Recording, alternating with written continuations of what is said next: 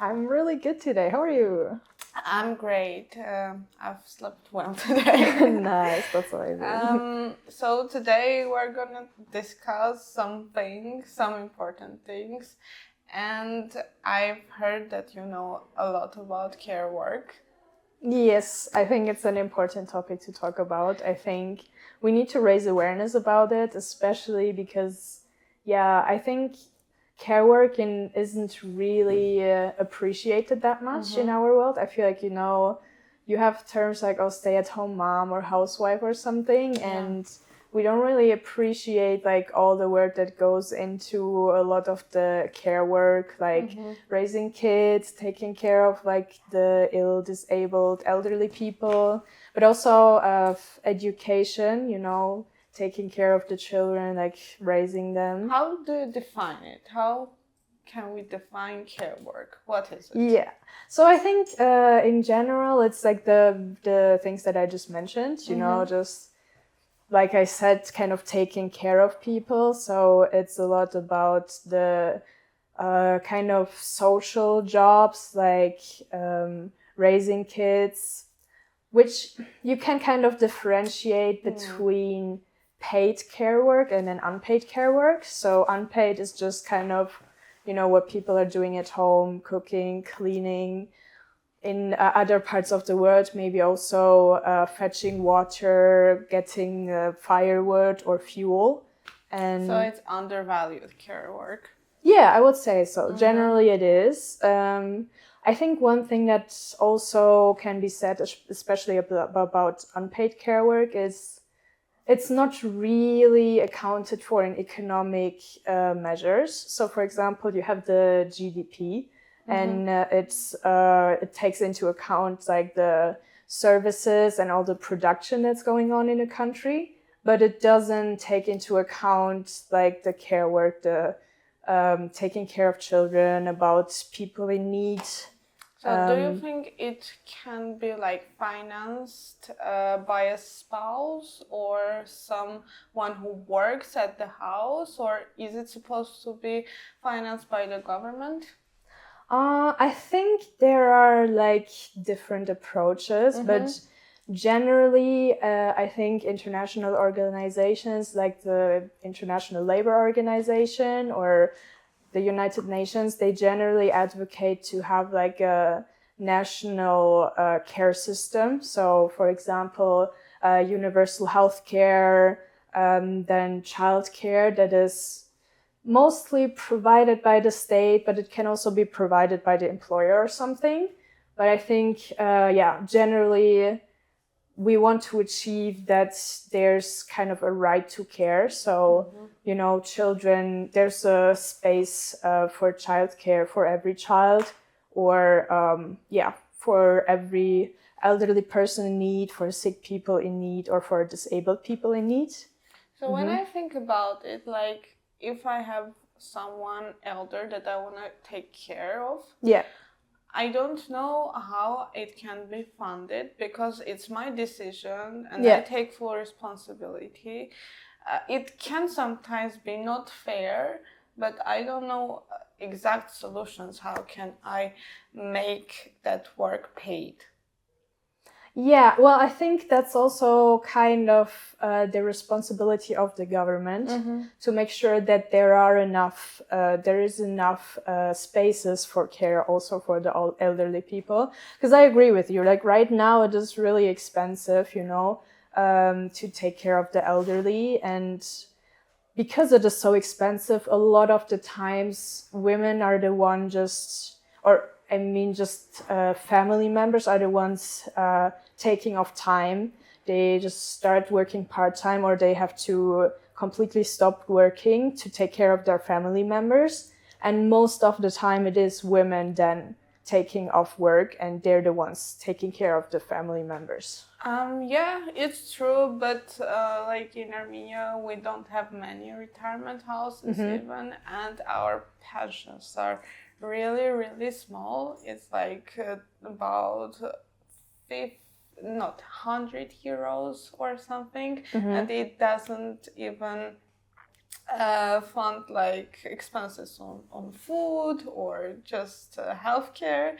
So there are not many options that government can finance care work. I don't know about the situation in Germany. I've heard that like the retirement houses are quite expensive. No, that is definitely true. Like it is expensive, and I think also it is like you mentioned, the pensions are also not that high in Germany. Like I think almost 1 in 5 of people in retirement, they're facing like financial issues or strained financial situation.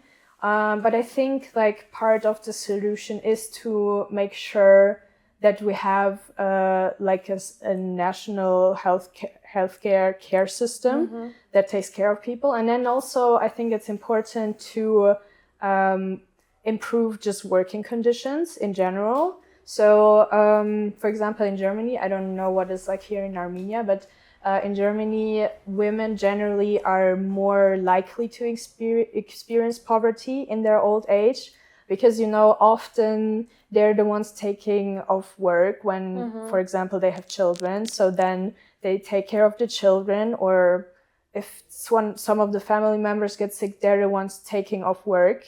Or like even after their children are older, maybe, they're then more likely to work only part-time and not full-time. And that also in the end leads to like a more dire financial situation in their retirement, because obviously like the pensions, the height is determined by how much you worked, how much you earned.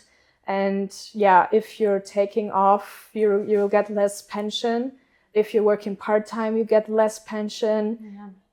If you take care of your children, you're not as likely to get up the career ladder. You're less likely to get into a high-paying position, and that all contributes to then, being more at risk for poverty in old age. Actually, I've heard quite an interesting thing recently. That in Armenia, like as a man or a woman, you have like money coming up to you from taxes for your pension, and then if you die early, let's say, you can like transfer your money to your wife. But I've read about this quite recently and I've been shocked. I didn't know. And also you can like look how much money you have already from taxes that will go to your pension. It's I think it's a good thing, but I didn't know about that, and awareness has been raised about this phenomenon quite recently. So, do you have any kind of similar system in Germany, or don't you know? You don't know about that? I'm not sure what exactly. So every person, they basically get money from the government every month, and like it's from collected. Taxes. You pay like taxes from your salary, and then some of the money gets to your pension.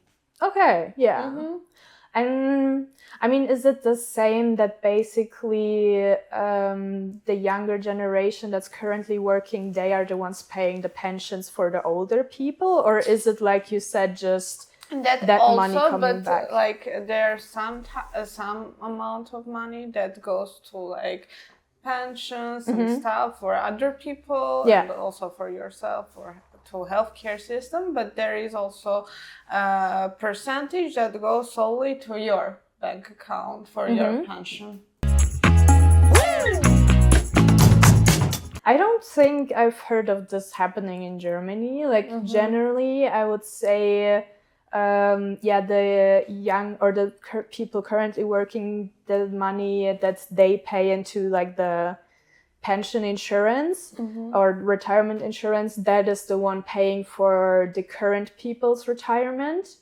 And then, I don't know, like we are encouraged to also kind of privately invest to make sure that we have enough money in our retirement. It's true. In Armenia, it's impossible to live with your pension. So it's the most like often thing that people do. To not die from hunger. No, I mean it's the same in Germany. Like there, just recently, I think last week we had like our government talked about the new law regarding the retirement and the pensions. So they wanted to stabilize the pension rate, and then also I guess that's also related to this topic, mother retirement or mother pension was introduced. So if I remember correctly, now, like if you took time off to raise your children, that is kind of also counted in your pension, because usually you would have to work a specific time to get like your pension, and that also determines the height of your pension. But if I think before raising children wasn't really included in that, but now it is. So now even if you took some time off, you can still get pension for those years. And I think that's also a really important step in the right direction, because like I said, definitely. Like now labor is paid. But in Armenia, I don't think it will come up to this in the near future. But also women can get paid if they have like many children to raise. It's a thing. But I also know that there is a paternal leave, and men also can not work and raise their children while the women works. That's really great. And I don't think, is it common in Germany, paternal leave? Or I would say so. Like it's I mean, you definitely can take paternal leave in Germany as well. I think actually it was one of the because I studied in Norway for 1 semester while I was studying. And I think it was pretty surprising to me how often I just saw like dads walking around with their children. And I thought it was really nice to see. And I talked to one of them at one point, and in Norway, it's just the case that you can take off some time as a father, or basically each parent can take some time off to take care of the child. And I think it's important to have like a maternal as well as paternal leave, and to make sure that maybe also they are, because if you just say we have like 1 year of parental leave, it is most likely that the woman will take the time off, because they're the ones usually taking care of the children due to gender roles, due to them earning less. So them stopping to work is like less of the problem than if the man stopped working. But by making sure that like half of it is maternal leave and half of it is paternal leave, you kind of force the parents to split the parental leave, and you make sure that not only the woman kind of has to take time off, but that the father also takes care of the children. And then you have like a more balanced way of taking care of the children. Yeah, that's true. But also, I think like I've talked to people, and I would say like, will you take care to man? Will you take care of the child if like your wife earned more and stuff? And they would often say like, I wouldn't, because I don't know how to do anything. I've never been thought of, and I think that's quite reasonable, because they how could they take care of child if they don't know how to do anything? Because girls often like get educated about this stuff, and if they don't, social media society always makes this pressure for them to learn. If even your marriage goes wrong, you have to know how to do these things alone,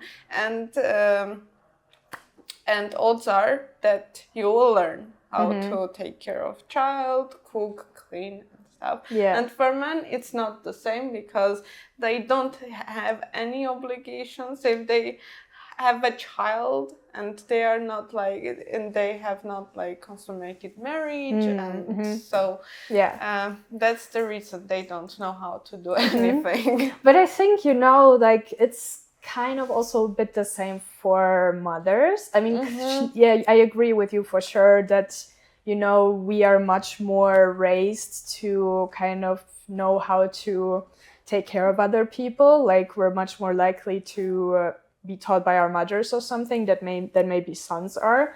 But in general, you know, like if you give birth to your first child, I think even as a mother, there's a lot you have to learn and that you just learn by doing.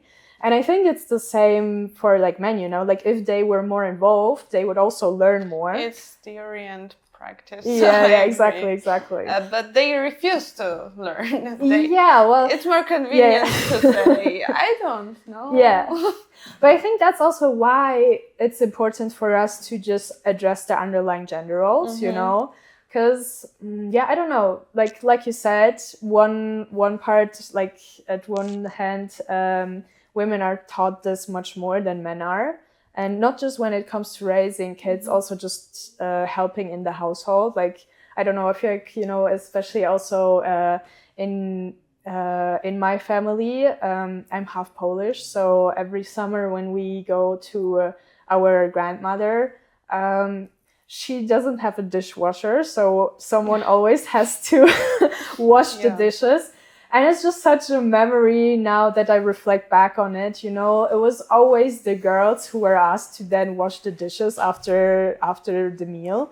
And the boys were never asked to do it. And I think that's just, you know, one part of the thing, like just the boys are not really asked to help in the household as often. And then they can say, oh, I never really learned. I don't really know how to do it. And then also they are not aware how much work it is to take care of a household, and they don't really have the awareness of like, how much. I think, but if they are getting asked, they would do it. Yeah. Like in my household, it's always been equal. Like me and my brother were always doing that kind of stuff together. But when I went to my grandmother or my aunts, they were always asking only me. And I was always saying, why aren't you asking him? And they would just laugh. And I would think that it's because he's younger. Because I couldn't understand. And then when they were like starting to say things like, because you're a girl, and then I understood that it was not the issue. But in my household, it's been always like it. Like if I couldn't do something, my brother would do it, and also now he does everything for his house, and I think it's quite fair. And if he was asked to do something, he would do it. Like he wouldn't say no. And I don't think there are men who would often say no if you ask to do them something. It's something that is programmed in us. Like they are programming men to not do labor. And then men complicate about that. So the first solution is to just get rid of these conservative thoughts. Absolutely. No, I mean that sounds great that you were raised in a way that, you know, it was kind of equally distributed between your brother and you. And I think that's what we should kind of strive for, you know, like everyone should know how to do their laundry and how to like keep their house clean and everything, you know. That's not just something that you should teach your daughters. Like your sons should also know how to do that, so that when they move out, they don't like end up, you know, not knowing how to do these basic things. And so I think it's important to do that. Because, you know, like in my friend group, I would say no one is like really conservative. No one thinks like, oh, the women's are the ones that should be in the kitchen, or I don't know, the men are just the strong ones and they're responsible for like the manly things. But I think like either way, it happens sometimes that the women like are the ones that end up just being in the kitchen preparing the food. Yeah, they just end up. Yeah. Like, that's what I'm saying. I think like those gender roles, they're not like, no one is actively thinking, oh, you know, let's just keep up these gender roles, but they're kind of so ingrained into the society that it just automatically happens. And even with the, you know, you said, because if you ask them, like if you ask your brother or I don't know, my male friends, if I ask them to do something, they will also do it. But sometimes, you know, I'm like, okay, but no one really has to ask me to clean up after myself or just to clean the kitchen after we're done with our meal. Whereas sometimes you do have to ask the men, you know? Yeah. But there are also now it's really changing. I've noticed that men do care work often, and also they take responsibility for cleaning the house or doing the laundry, and it's the main case is for European men, not Armenian men for sure, but also the case where they are not saying like you belong in the kitchen and stuff. It's happening in Armenia too. They don't say it anymore. Yeah. They are more like, you will do it, but I'm not saying that. Yeah. I won't say that. But the interesting thing is that it is happening mainly because of the internet and social media, because it raised the awareness amongst men and women about their rights, and that for women they can say no, and they can refuse to do some things that they don't want to do, solely because they are women. Yeah. But I think also, you know, it's important to kind of address gender roles and also this distribution of care work just for like to have happy relationships. Because, you know, I don't know, I studied political science and we talked a lot about like statistics and everything, and there's like the statistic, oh, when you're married you're just a happier person, healthier person. But then I looked into it and there's actually like a gender difference, you know, like on average, it is true for men that they are happier when they are married as opposed to when they are single, but it's not really true for women. Like they are usually happier when they are single than when they are married. And I think part of it is the care aspect, because if you kind of have to take care of your household and then of like another person, you're going to be more stressed because you're giving more, like you're putting more work into the relationship. You work full time. Yeah, exactly. Because, you know, I mean, still a lot more women don't work at all because they have to because they have care responsibilities and they cannot. But yeah, then even what you said, like even though in the last few decades a lot more women have entered the workforce, still then they kind of have this double shift of their paid work and then doing the care work and taking care of everything after. And yeah, I think that is part of the satisfaction that comes like in the relationship and this difference between men and women. And yeah, I think just also maybe to say what, like how men would benefit from it, it's just that you will have like a happier relationship, you know, like if you're the one if you're putting in as much as your partner, you're going to have like a more balanced, a happier, healthier relationship. Yeah, it's all about effort. Like, yeah, exactly. If you give and you don't receive, you kind of get disappointed in the marriage. But I think there are many solutions to this problem, honestly. And it's getting better day by day. But also care work, it's something that you cannot, I think, oppose government to pay for you. If you're taking care of an elder, it can be paid by the government because they don't really have funds to afford the care themselves. But if you are having a child, it's mainly your responsibility and your choice. Yeah.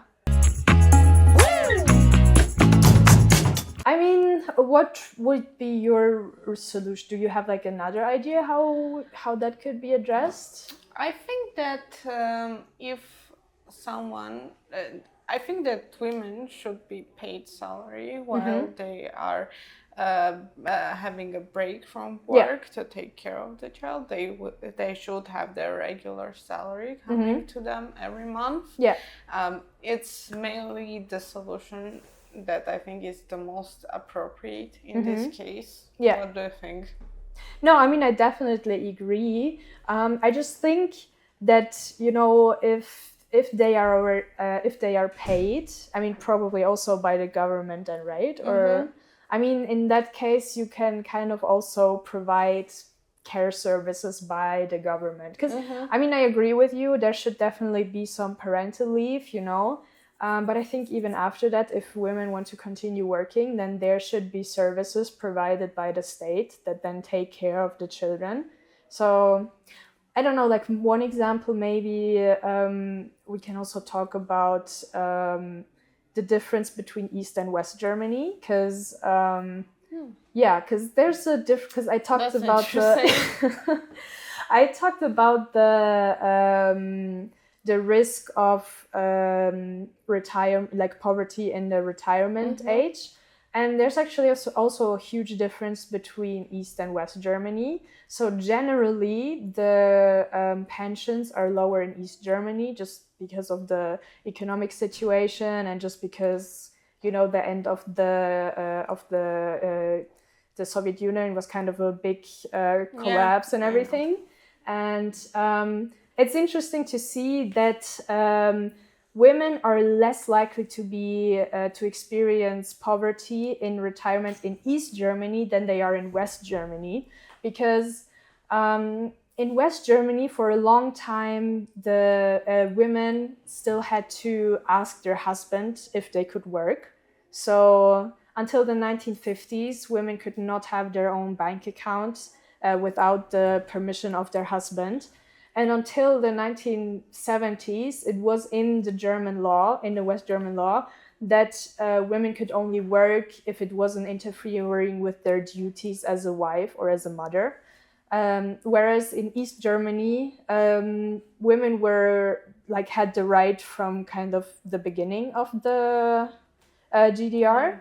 And there was also a lot more care services there. So every child kind of had a place in kindergarten or something, and women were much more likely to work. And you can see that in today's kind of retirement between men and women, or even between women in East and West Germany, because the women in East Germany, they worked more, and they had those services provided. Yeah, exactly. So they're less at risk. And I think that just shows, I mean, of course, you kind of have to, that's just like an example. I don't know if it's like representative of every place and everything, but in general, you can say if there are services provided, care services by the state, and if women get the chance to work, then like a lot of the problems that we just addressed, you know, the poverty, but then also the gender pay gap, the managerial positions, all of this is kind of less bad if you have the services provided by the state. Also, I think the government also, it is beneficial for them to have more children being born in the country, because the rates are nowadays decreasing really rapidly and constantly. But also, like in Korea, they don't have children nowadays. They just work non-stop, and it's also really bad for them, for their health, and they don't have any private life. And several years ago, there was a law that allowed people, I think in China, to have just one kid. And then rates got like crazy. They stopped having children at all. So it's worse in many countries, I think, because sometimes this work thing and gender roles make people to not want romantic relationships or kids at all. Yeah. But I think, to be fair, I don't know that much about the Korean case, but I heard that it's also in part because women don't want to enter relationships anymore. They are very dissatisfied with kind of, the low standard or the standards. Yeah. Yeah. And yeah, I think that's also kind of what I said earlier about how redistributing the care work aspect is also beneficial for everyone, like for men and women. Because, if you want to have happy relationships and if you don't want to have like this kind of polarization between the genders, it's like very important to work together and to find a solution that works for everyone. And yeah, I think if you don't do that, if you continue to rely on those gender roles and just expect women to do all the work, like it's not going to work, nowadays, because it's terrible also in Armenia, like dating life, because men expect women to do everything and also obey them, but women don't want to do that, and that's why they stay, they don't get married, or they just accept their fate and just go with the flow. So I don't know, I think it can be solved through like awareness campaigns. Yeah, for sure. Because that's the only solution that I can think of. Yeah. For my country, at least. Yeah, I think definitely that's for sure the first step. Just addressing the gender roles and the unequal distribution, raising awareness. Also raising awareness about the fact that care work is real work, even though it's often not included in our economic measures, it's still something that keeps us all afloat, So I think that's important to address. And then, yeah, like I said, just like looking for solutions, providing services, care services. So yeah, that women have the chance to also work. And yeah. I think so too. I think we figure out quite many things. Yes. Though we are not the government to decide that's true. what to do. But there are plenty of solutions, and mainly I think the main aspect to change something is the belief that we can change mindsets of many people. Yes. And just provide a foundation for men to grow and understand that they also can do these things. They can take care of a child. They can do laundry, clean house, clean dishes, but that takes a lot of time. Yeah, but also not that, like I said, until I think 1977, it was in the German law that women were the ones responsible for, raising children and cooking everything. And I feel like now, like even in those 50 years since then, we made a lot of progress. Yeah. So I think just, like I said, what we just mentioned, or like you said, raising awareness and just keep fighting. And yeah. We should keep fighting. Exactly. Definitely. Okay, I think that's it. We discussed everything. Yes. It was really nice to meet you and talk to you about this, because I wasn't that aware about these kinds of issues, and it was nice to know that there are some people who think that this kind of work should be paid. So yes, thank you for inviting me to your podcast. Yeah, and just to give me a chance to talk about this topic. I think it's very important. So yeah, thank you so much. Thank you.